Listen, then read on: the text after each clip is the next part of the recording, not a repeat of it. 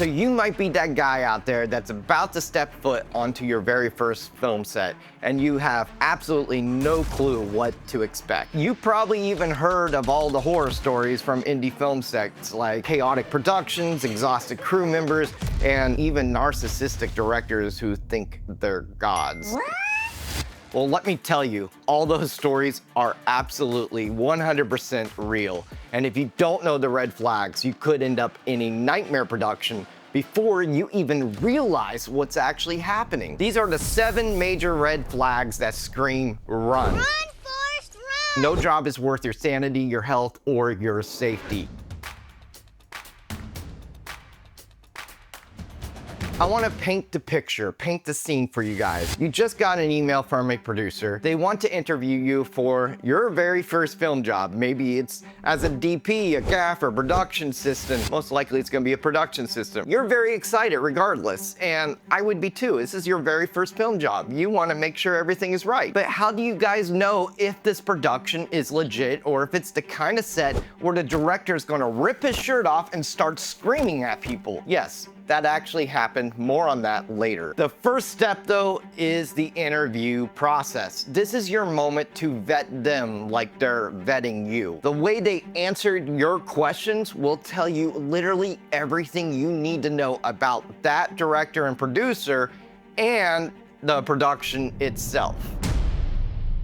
If a producer can't give you straight answers about scheduling, locations, or pay, that's a massive warning sign. Let's just say that you ask what the shooting schedule's like, and they hit you with, oh, we'll just figure it out as we go. No, absolutely not. You know, I actually was on a set recently where they didn't give us call sheets. This is where you actually get the shooting schedule. It's on the call sheet. It tells you what you're gonna shoot. But we didn't get any call sheets on this set. And to make it worse, we had no clue where to go. There was no address for the location. You know, a well-organized set knows exactly when and where things are gonna happen. And if they can't tell you the basic details up front, you can expect pure chaos on your film set. No, God, no!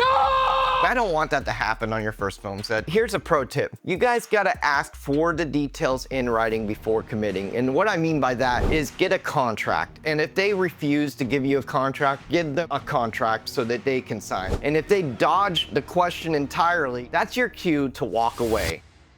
This one is sneaky because at first it really sounds impressive. You get a director or producer that's putting together the shooting schedule for the day, and they're saying, well, we're gonna be shooting 10 pages a day, but don't worry, we're gonna make it work. Let me just translate that. You're going to be pulling about 16-hour days with no breaks. Everything may be feeling a little rushed, and by the time you wrap, you're gonna be literally questioning every life choice that brought you there. I mean, a normal shoot schedule will shoot about 5 pages per day, 7 if they're extremely organized. And anything beyond that, you're just walking into a disaster. You've got to ask them the right questions, like how do you plan to stay on schedule? If their answer is just, we're gonna make it work, they won't. Here is a key pro tip for you guys to analyze and assess if this film set is right for you. Once they send you the script, look at the number of pages and assess it by the number of film days that they have. If it's like 80 pages that they have to shoot in 2 days, just walk, okay? It's not worth it because there is no way that they're gonna shoot 80 pages in 2 days. I'm just gonna be point blunt with you guys. That is insane. A set that doesn't prioritize feeding its cast and crew is a set that does not respect its people, period. And I wish I had a mic. Oh, well, I got a bolt. Period. If you bring up meal breaks and they say something like, oh, we'll grab food when we can, I just want you guys to prepare for a very long day of surviving on stale granola bars. There's a lot of times where craft services are really hard to find. Actually, I was on a set where the director was 4 hours late to their very own production. The call time was at 8, they didn't show up till 12, and we had no craft services at all. That means no water, no food, no nothing. And luckily, I made a very wise investment on that set where I bought a Camelback. And one thing I can encourage you to do is buy a Camelback and pack some, snacks that you like inside a little pouch and keep it with you at all times. It's better to have it than to go on a set and they don't have anything for you. Honestly, a lot of these indie productions don't follow by union standards, and union sets, they actually have strict meal breaks for a reason. You know that people need food and rest to actually function. If they downplay this, don't expect it to magically get better once you're on set. I posted something about red flags on my Facebook, and this guy commented, and he was on the set of Jumanji, Welcome to the Jungle, and he said that they were left in freezing weather with no food after 4 p.m. I can honestly say that no matter what set you're on, indie or even a bigger budget, like even a Hollywood film set, they're all gonna have issues. And honestly, I don't wanna steer you away from getting into this industry because it is a great industry. A lot of times when you step foot on an indie production, most time it's a low budget or their very first film set, there's a lot of cooks in the kitchen because they don't understand how a real film set runs. And when I say cooks in the kitchen, I'm meaning that a lot of people come up with all these creative decisions and go, oh, this would be a cool shot to do and stuff. No, you shouldn't be making any creative decisions on set. Everything should be done in pre-production. Let me tell you guys what a bad set looks like. Nobody knows what is gonna happen. The director is finding a shot for 3 hours and you're just standing there wondering if this is actually a film production or an experimental stress test. That is what you need to look out for. A professional set actually problem solves. A bad set makes excuses. If you hear things like, yeah, we're always a little behind, but we make it work, just prepare yourself for an absolute madness. A well-run set, it has solutions. A chaotic set shrugs and hopes for the best. If you haven't heard of the 12-hour rule, it's a standard set for union productions, and it should be carried over into indie productions as well if they understand everything, because this one is huge. If your production expects you to wrap at, let's say, 1 a.m. and you have to be back on set by 7 a.m., that's not just unprofessional, it's dangerous. Look, I was on a set recently where we wrapped at 1 a.m. and they expected us to be back on set by 9 a.m., let alone the location was about an hour and a half to 2 hour drive. This is extremely dangerous, okay?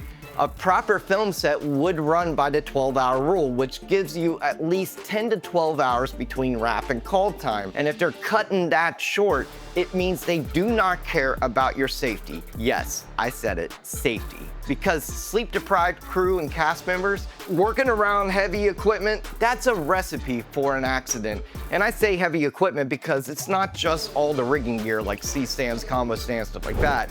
It's also, driving a car, operating a vehicle. That's considered heavy equipment, and it's considered unsafe. You shouldn't be driving a car on less than 2 hours of sleep. I have ran into this multiple times here in Florida, and it's so sad to see this, but yeah, it happens. You know about the director who actually thinks they're a genius, but in all reality, they're just a walking red flag in human form. Yeah, it's scary to think about, but here's how to spot them early. They get weirdly defensive when you ask about logistics, and they blame others for past failures, and they act like you should be grateful just to be on set. You got to watch out for this, okay? It's very dangerous because they're not gonna apologize for anything. All they wanna do is find someone to blame and literally put the blame on them versus taking the responsibility on their own shoulders. I worked on a set where the director was controlling manipulative, and this was like a few years ago. And by day 4, things got so bad, he actually made my wife cry, not once, but twice. And honestly, if you don't know about me and my wife and I work together a lot on sets, and she is absolutely amazing at directing, and she's also amazing around the camera, and she's just a very caring person. But here's the thing, is like, what do you do in a situation when you are trying to be professional on a set and the director is acting like a child towards you and your wife, you want to stay professional. And it's very difficult because when they make your wife cry, all you want to do is beat their face in. And trust me, I had to hold back so many times. But I confronted him very professionally, and I told him he needed to apologize. And this was after the second time that he made my wife cry. And what he did was just unheard of. He ripped his shirt off and he screamed, "Do you want to go? Do you want to go?" I'm like, dude, chill out, you know? I literally just stood there thinking, did this guy really just go into full WWE mode on set? And here is a lesson that I think that we can all take away from. If the director just gives off even a hint of this kind of behavior in the initial interview process, just run, okay? It's not worth it. It's not worth your time, okay? Your time is very, very valuable. If they ask you to rent gear with your own money or actually cover the expenses until they can reimburse you, just don't do the set. A legitimate production never expects the cast or crew to pay out of pocket. And if they can't afford the basics, they shouldn't be making a movie. Look, I get it. When you're starting out, you just want to get on set and build the experience. I've been there. But trust me, no job is worth being disrespected and overworked and taken advantage of, or even put in an unsafe situation. Just look at what happened on the film set Rust. A cinematographer, Helena Hutchins, she lost her life because safety protocols were ignored. And I know that's the worst case scenario, but even on bigger productions, things go wrong. And if something feels off, just trust your gut. No film is worth your safety, sanity, or even your career. And if this video has helped you out, hit the like and subscribe. It helps us keep making content that provides you with the tools and knowledge needed to succeed in this industry. And remember, as always, practice and create.